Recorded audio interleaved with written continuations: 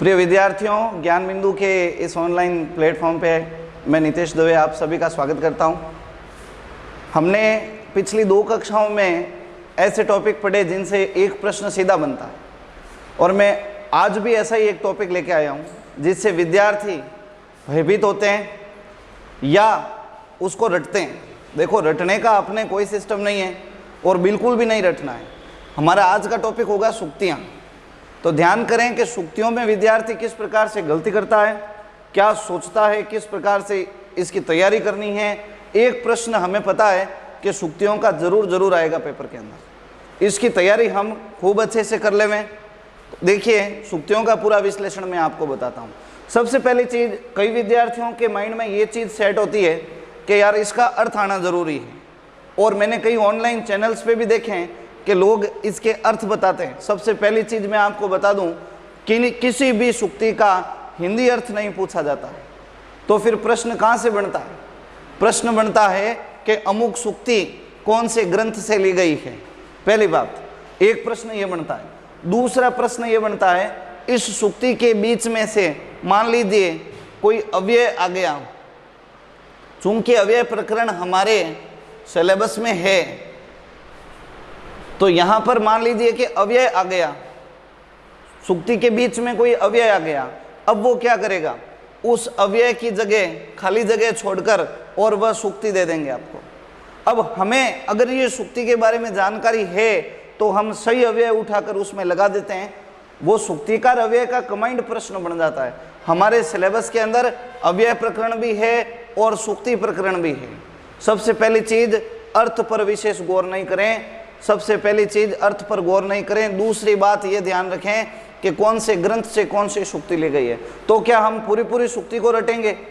बिल्कुल नहीं रटेंगे। हम क्या करेंगे, इनमें से कोई कॉमन वर्ड जो हर विद्यार्थी के लिए अपने हिसाब से अलग अलग होगा, वह उस कॉमन वर्ड को, जैसे मान लीजिए मैं इसमें से प्रभात रत्नम ले लेता हूँ, तो प्रभात रत्नम शब्द मैंने अगर प्रभात रत्नम और वसुधा तलात, इस प्रकार से कोई शब्द अगर देख लिया, देखो जिस प्रकार से एक फोटो क्लिक की जाती है वैसे ही माइंड में हमें इन सुक्तियों की फोटो क्लिक करनी है। सीधी सी बात है, इसका कोई दूसरा तरीका नहीं है।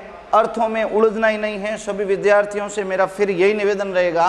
अब मैं आपको बताता हूँ, जैसे अभिज्ञान शाकुंतलम जो है कालिदास जी की रचना है, इसके अंदर 7 अंक हैं। कालिदास जी की कुल 7 रचनाएं हैं। आगे आगे अपन डिस्कस करेंगे।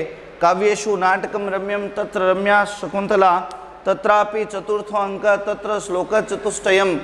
तो ध्यान रखें, काव्यों में नाटक विधा श्रेष्ठ है और नाटकों में भी अभिज्ञान शाकुंतलम श्रेष्ठ है। उसमें भी चौथा अंक और चौथे अंक के 4 श्लोक श्रेष्ठ हैं। तो ध्यान रखें। अब मैं सुक्तियों की तरफ बढ़ता हूँ। अर्थो ही कन्या परकीय एव।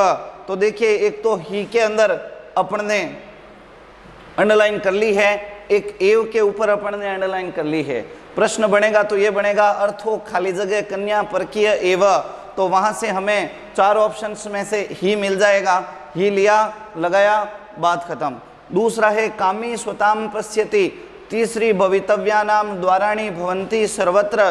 तो ये सर्वत्र अव्यय है। देखो, किमिव ही मधुराणाम मंडनम नाकृति नाम न और एव भी, लेकिन जो मूल रूप से शुद्ध अव्यय है उस पर विशेष ध्यान करें। न प्रभात रत्नम ज्योतिरुदेति वसुधा तलात सताम ही वस्तुषु प्रमाणमंतः करणम प्रवृत्तयः अति स्नेह पाप संकी अचेतनम नाम गुणम न लक्ष्येत अनतिक्रमणीयानि श्रेयांसी अनार्यः परदार व्यवहार अनिर्वर्णनीय परकलत्रम विवक्षितम ही अनुरक्तम अनुतायम जनयति सर्वः कांतमात्मीयम पश्यति स्वाधीन कुशलाः सिद्धिमन्तः और उत्सव प्रियाः खलु मनुष्याः। मेरा निवेदन रहेगा, आप भले ही यूजीसी नेट से उठाकर और प्रथम श्रेणी व्याख्याता, द्वितीय श्रेणी, तृतीय श्रेणी किसी भी सुक्ति के प्रश्न को देख लीजिए। अर्थ को पूछने की अपेक्षा उसने अव्यय पूछे हैं। अव्ययों पर विशेष गौर करें। अव्ययों पर हमें हमारा पूरा ध्यान होना चाहिए। और अव्यय वाली सुक्ति में से भी जैसे कई सुक्तियां हैं, जैसे उत्सव प्रिया खलुहु मनुष्याः या ये अनार्य परदार व्यवहार, ऐसी सुक्तियां पूछ ली जाती है, उस पर विशेष ध्यान करेंगे।